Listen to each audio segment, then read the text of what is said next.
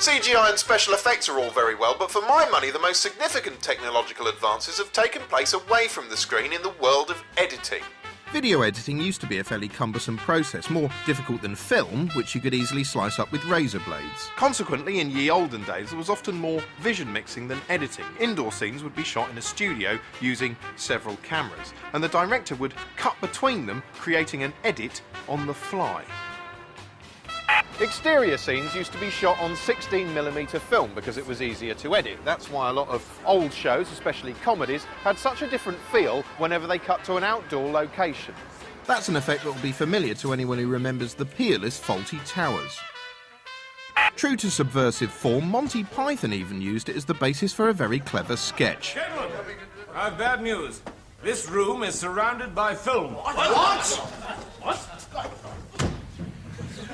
Things changed in the early 90s when hard disk editing arrived to excite this edition of tomorrow's world. I can see all the shots here on this screen and they're instantly accessible.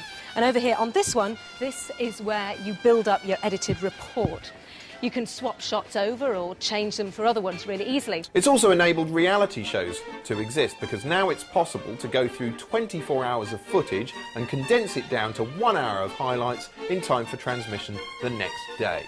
Of course, the pressure of time and the need to tell a story means you often end up with a crude caricature of real life, a condensed bullet point version of events that can be easily manipulated to tell almost any story you like. To demonstrate this, we decided to make our own reality show in miniature. Day 1 in the Screenwipe house. The first flatmate to arrive is children's entertainer Jim Bob. Oh, wicked. Next in is runner from previous Screenwipe series, Louise. Nice to meet you. Nice to meet you. I'm Jim Bob. Jim Bob, I'm Louise. Oh, excellent. Misanthropic TV presenter Charlie is the third flatmate to enter the Screenwipe house. It's a bit awkward, isn't it? Yeah. Should we have a drink? Yeah. Oh, yes. Last to arrive, glamour model agony aunt and DJ Ashleen. Hello. Hello, I'm Charlie. Hello.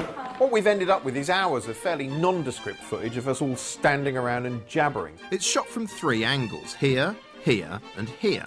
And we've also got interviews in which each of the flatmates say what they thought of each other.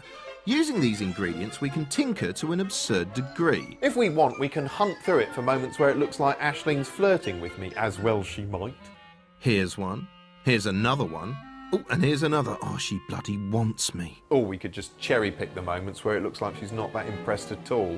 That's just highlighting a particular aspect. If we want, we can be more devious than that. For instance, here, I get away with telling a pretty lame joke. What's red and invisible? I don't know. No tomatoes.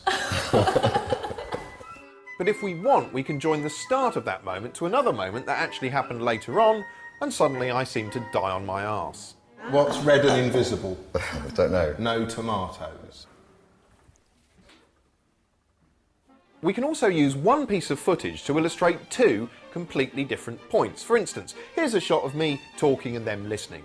Doesn't tell you much, but if we run it in conjunction with a positive sounding soundbite, suddenly it takes on a different meaning.